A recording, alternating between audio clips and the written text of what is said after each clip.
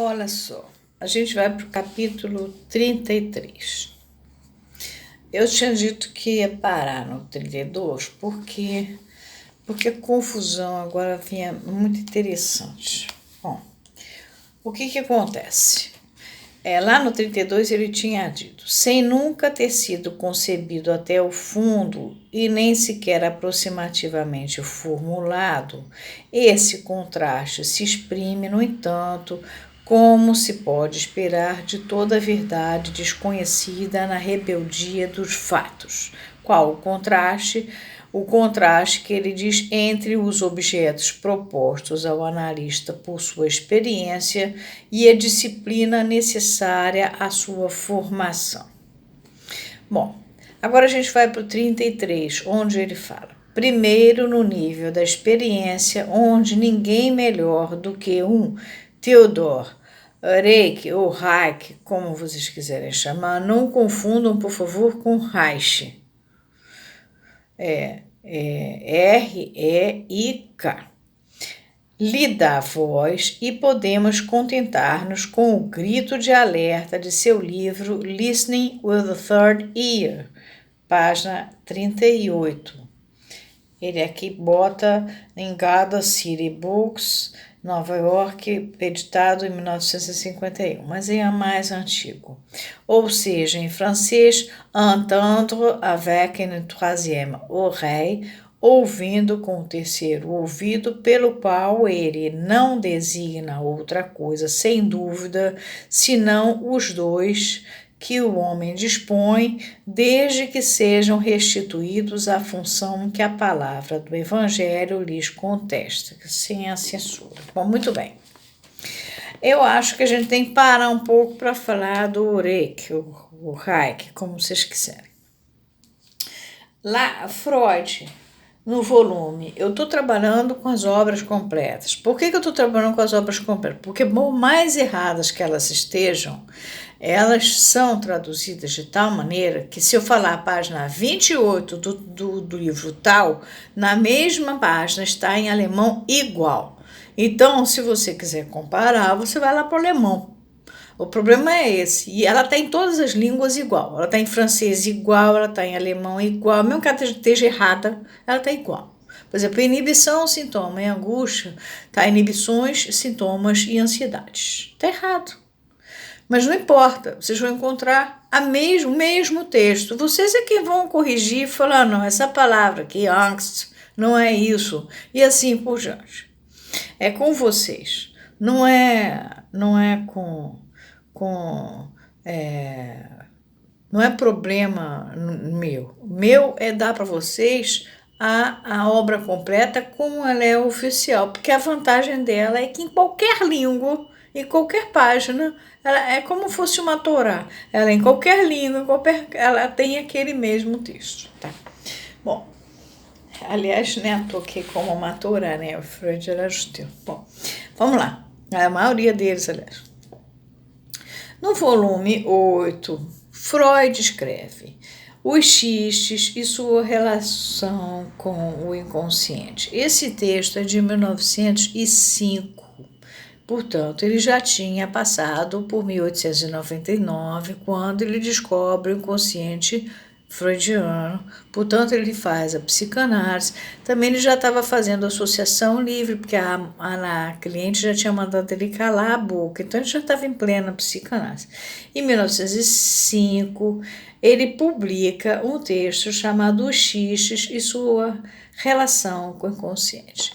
Qual é o barato desse texto? É que ele é matemático, na verdade. Ele mostra que o xiste, a interpretação, ela é da ordem do xiste. E ela tem dois tipos. Uma é como se fosse uma bolinha, que quando você bate vai dividir em duas.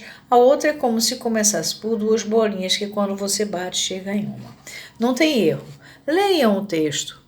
Leiam, desenhem, vocês vão ver, ele vai dar a estrutura do xiste. E essa estrutura, que é a estrutura da interpretação. O que o Theodor Reik faz?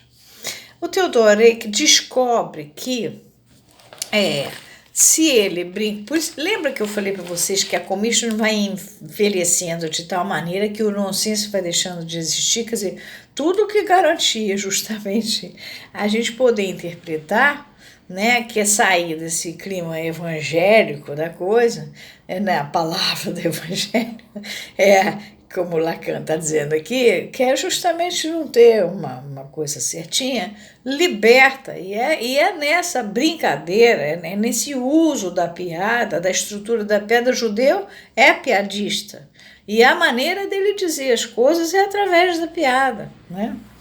Existem até livros de xistes judaicos, né? Eles dizem as coisas através da piada. Eles são.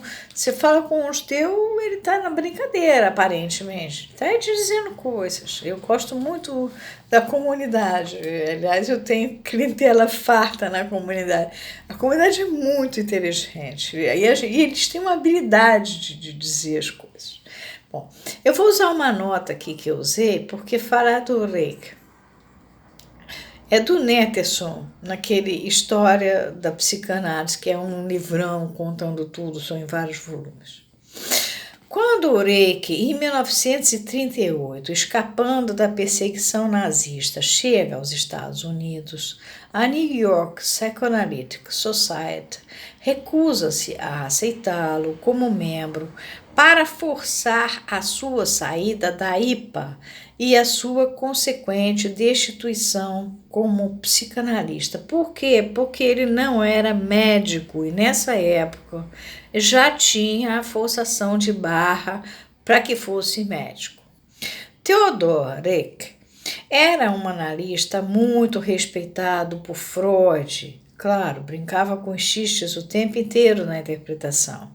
E trouxe grandes contribuições à clínica psicanalítica. Ver, por exemplo, New Ways in Psychoanalytic Technique. Isso é de 1933, está publicado no Bergman e Hartmann, aquele livrão que eu mostrei para vocês.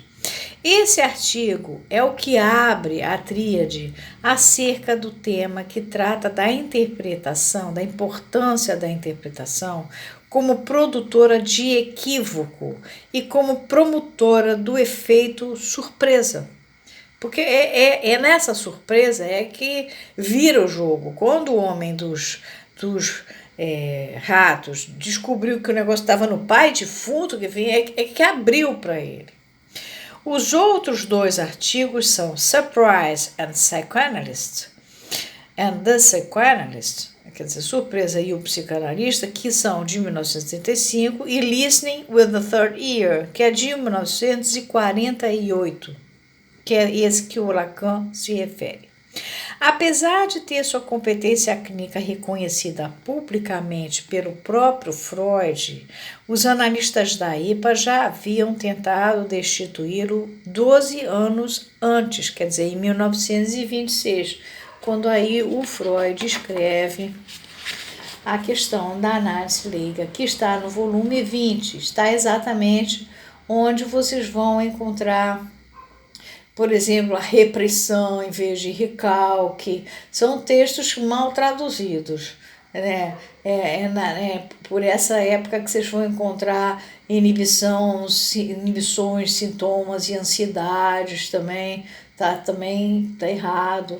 E assim, tem uma porção de coisas traduzidas erradas. E, inclusive, tem um texto lá no começo que o camarada fala do termo que Freud usa para angústia, lá no começo, mas que ele vai usar para ansiedade, não adianta, ele troca. Bom.